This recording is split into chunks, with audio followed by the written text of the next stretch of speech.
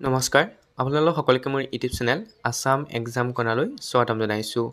SSLC 2025 বৰ্ষৰ যি result আছিলে সেই ৰিজাল্টসমূহ অহা 10 এপ্ৰিলৰ আগতে ঘোষণা কৰা হ'ব পাৰে।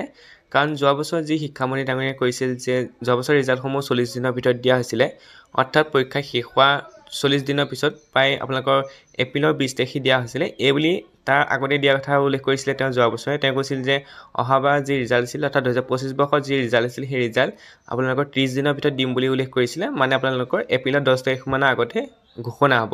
ইয়াতো আপোনালোকৰ যিটো সেৱা অফিচিয়েল ৱেবছাইটৰ লগতে যিটো পাৰ্টনাৰ ৱেবছাইট হয় ৰিজাল্ট শিক্ষা, তাতো উল্লেখ কৰিছে যে এপ্ৰিলতে ঘোষণা কৰা হ'ব আপোনালোকৰ ৰিজাল্টসমূহ। যোৱা বছৰ 20 এপ্ৰিলত দিয়া আছে, এইবুলি তাৰ 10 দিনৰ আগতে আপোনালোকৰ ৰিজাল্টসমূহ দিব পাৰে, অৰ্থাৎ 10 এপ্ৰিলৰ আগতে আপোনালোকৰ ৰিজাল্টসমূহ ঘোষণা হ'ব পাৰে।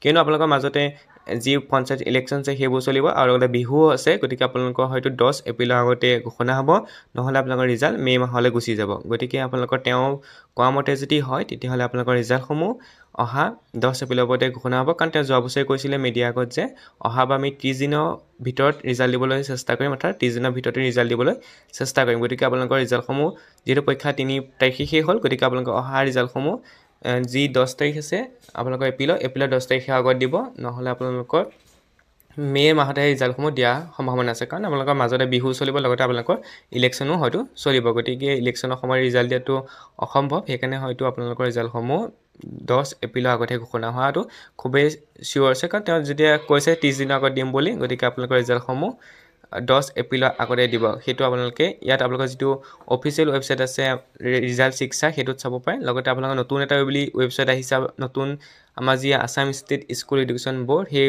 ৱেবছাইটটোত আপোনালোকে ৰিজাল্টসমূহ চাব পাৰিব। আপোনালোকে সেৱাটো চাব পাৰিব, লগতে ASSEB তাতো চাব পাৰিব, লগতে ৰিজাল্ট শিক্ষাটো আপোনালোকে ৰিজাল্টসমূহ চাব পাৰিব। ৰিজাল্ট শিক্ষাত আপোনালোকৰ সহজে ৰিজাল্টবোৰ পাই যাব, ইয়াত কোনো ধৰণৰ আপোনালোকৰ ছাৰ্ভাৰ ডাউন নহয়। যোৱা বছৰ ৰিজাল্টসমূহ চাবৰ কাৰণে কেনেকৈ দিয়া হৈছিলে মই সেইটো আপোনালোকক এবাৰ দেখুৱাই দিম। ইয়াত দেখিব ব'ৰ্ড অফ ছেকেণ্ডেৰী এডুকেশ্যন, এনেকৈ ৰিজাল্ট চাব পাৰিব ৱেবছাইটত আহি পেলাই।